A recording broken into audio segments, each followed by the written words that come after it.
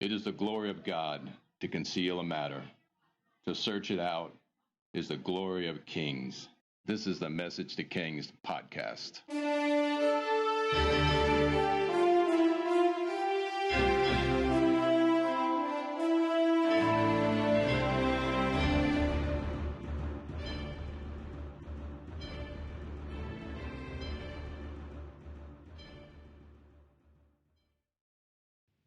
Episode 334, Jesus comes to Zacchaeus' house.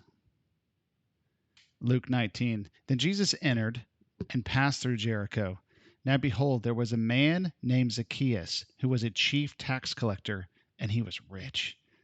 And he sought to see who Jesus was, but could not because of the crowd, for he was of short of stature. So he ran ahead, climbed up into a sycamore tree to see him, for he was going to pass that way. And when Jesus came to the place, he looked up and saw him and said, Zacchaeus, make haste and come down, for today I must stay at your house.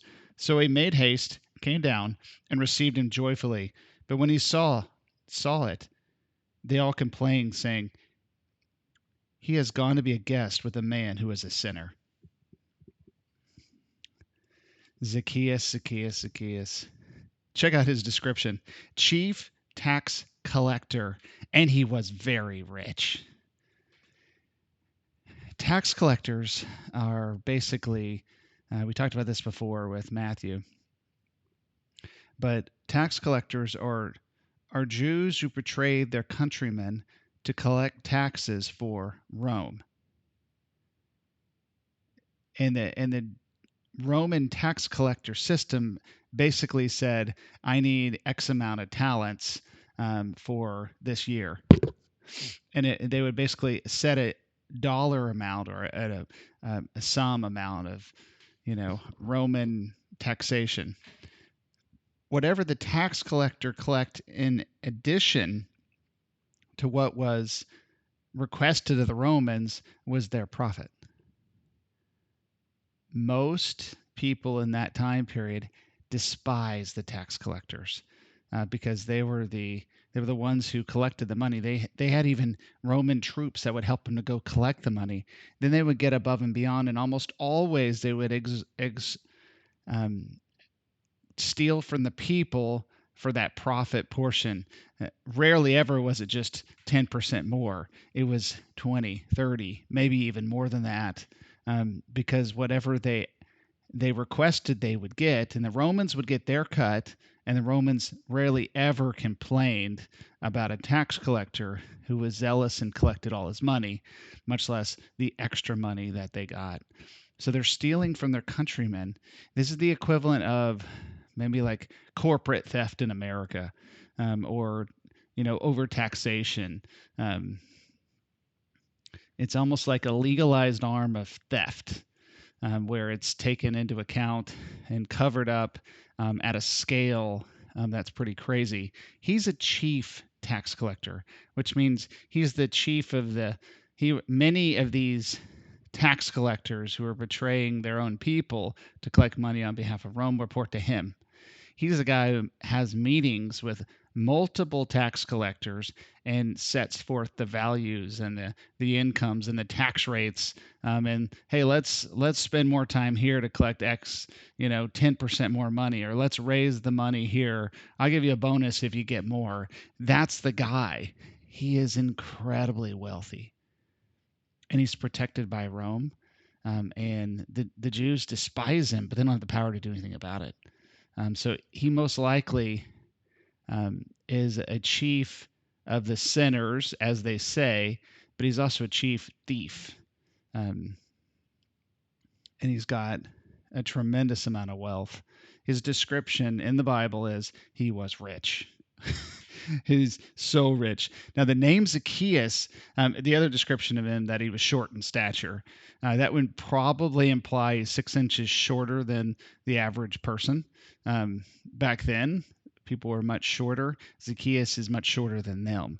He had to go up in a tree to see Jesus. Sycamore tree is interesting. Sycamore trees are they're common at this time period. They're tall trees. They are fruitful, and that's the description. It's common and fruitful. That's how you describe a sycamore tree. It took humility for him to go up in this tree. What extremely wealthy man couldn't just crawl up in his own wagon or something of the sort, or get on the shoulders of many men or something like that? No, he gets in a tree. It's in a common everyday tree just to look down upon and see Jesus because he's short. He's probably got some type of complex because of his height, and he makes up for it in his business and his theft. Um, So if his name means pure, unredeemed, he's impure. And that's how people see him. So he starts this story as an impure tax collector, a thief, a corporate thief, a scoundrel, despised by society, impure thief, a man of injustice. That's how you would describe him. When when thievery or theft or laws are being allowed to be broken based upon the governmental system, but it becomes called injustice. So he's an operator of injustice. He's impure, um, and he's basically considered disgusting to his people. But Jesus is walking by. He could hide behind his building and his wealth. Um, he didn't have, in the physical sense of things, a need for Jesus. But spiritually, you have to know the Holy Spirit was working on him. And like every one of us, the Holy Spirit convicts, draws us closer to God. In the Holy Spirit's way, the Holy Spirit doesn't seem to like attention. It always points to Jesus, and that's what's going on here. The Holy Spirit is convicting and drawing Zacchaeus himself to Jesus, and he didn't allow the crowds to bother him. I'm sure he cared what people think, but anyways, he didn't care at all. And he crawls up in this tree out of hunger and desperation in a common fruitful tree. He's not a common person. He's he's acting in injustice, and he has great power, but in humility, he'll crawl a tree to find what he's looking for. And what he's looking for is a big giant hole in his heart and how to fill it. And he has to believe that Jesus is the one. Because just recently he healed blind men of their sight. He has to have known the story of Bartimaeus. He had to have heard someone screaming, "Son of David," and perhaps in the same city, perhaps in his office or somewhere at work, he hears a crowd. He knows someone's out there, and he knows of Jesus. But when he hears these blind men scream, "Son of David," he's drawn to the scene, and he can't get there because he wasn't there waiting, and the crowds are too thick. So he goes up in a tree, and he's tactical. He sees the direction Jesus is going in, so he runs ahead of him, gets in a tree just so he can look down. It's childish. It's what a child would do. But isn't that what that Jesus says? The faith of a child, the hunger of a child. And I have to believe Jesus walks by, he knows who he is. And he looks up and saw him. There's no backstory we know of, but Jesus knows his name. And when he says, "Zacchaeus, come down. Today I'm going to stay at your house." He wasn't inviting himself, but he was. He was accepting him because of his hunger to see him and to seek him out. And Jesus has to know that the Holy Spirit, who's one with Jesus, and the Holy Spirit rests upon Jesus, has been calling him for days, if not months, if not years, and wooing him. And Jesus knows his name, and he looks up. You know what he says? Purity in heart. Come down from that tree. We're going to have dinner at your house today. He calls him pure. He calls him by his name, pure. Though he's impure, though he's disgusting to his people, though he commits injustice every day, Jesus says, you're pure. I love that. He calls the redeemed name out of Zacchaeus, and he speaks redemption over him. And the rest is history, because he calls him by name. He calls him pure, and I'm coming to your house. You don't know the backstory, but you have to believe Zacchaeus was probably maybe the past 5 nights. Maybe he's run his wife off and his kids.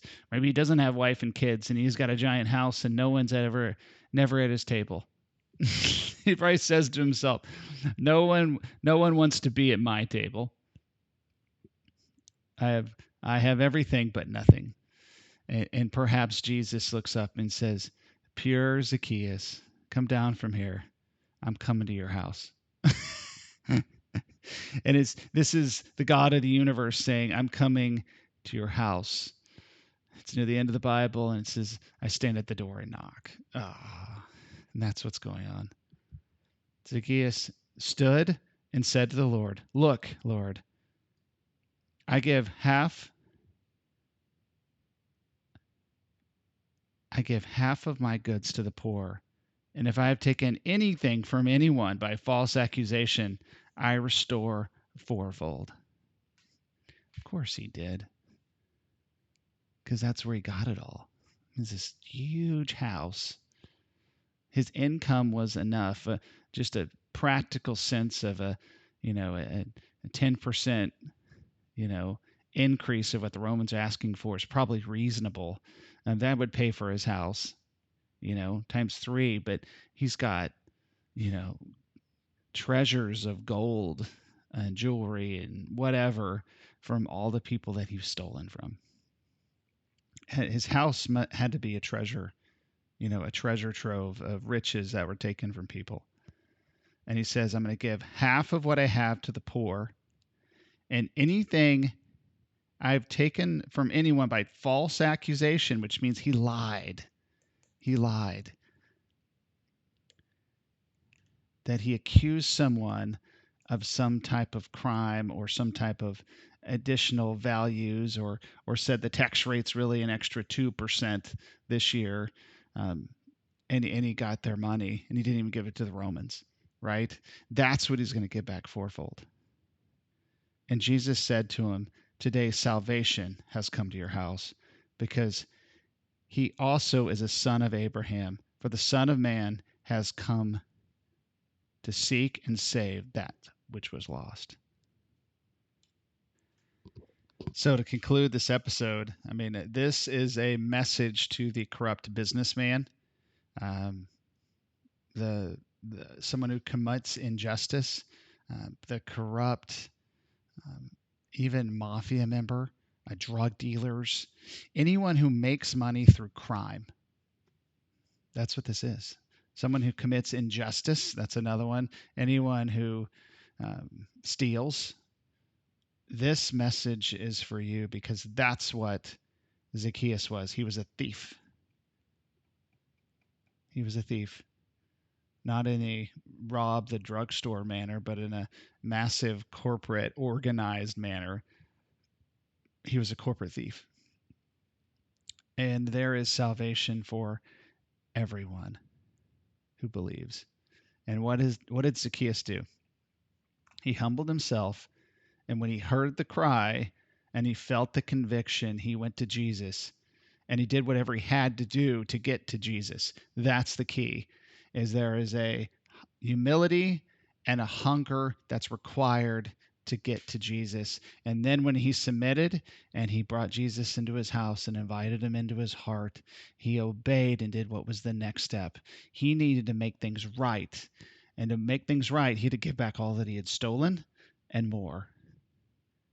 Because the overflow of his heart desired for him to go above and beyond and to make everything right. And that's the natural order of things when we submit to the conviction of God, that we fall into alignment and do everything we can to make things right. For he who forgave us requires us to forgive others and do what we can to make sure they forgive us, to make things right. So wherever you are on this journey, if you're feeling the conviction, if you've repented and he's requiring something of you, if all you got to do is get in that tree and wait for Jesus, do the next step in what God is requiring you to do. Because there are many, many, many people throughout history who have been just like Zacchaeus, and God has received them. At the very beginning, one of the disciples is Matthew. He's a tax collector. God called him from being a thief and a tax collector to becoming a disciple and an author, and one who actually took the skills that he had in accounting, of all things, of taking great notes, and being analytical and understanding things, and to actually taking shorthand, following Jesus around. He ends up writing the book of Matthew. And that's a redemptive arc in itself, right? And take what has been injustice and thievery and turn it into the rightful redemptive name of Zacchaeus, which is purity. And Jesus said himself, the pure in heart will see God.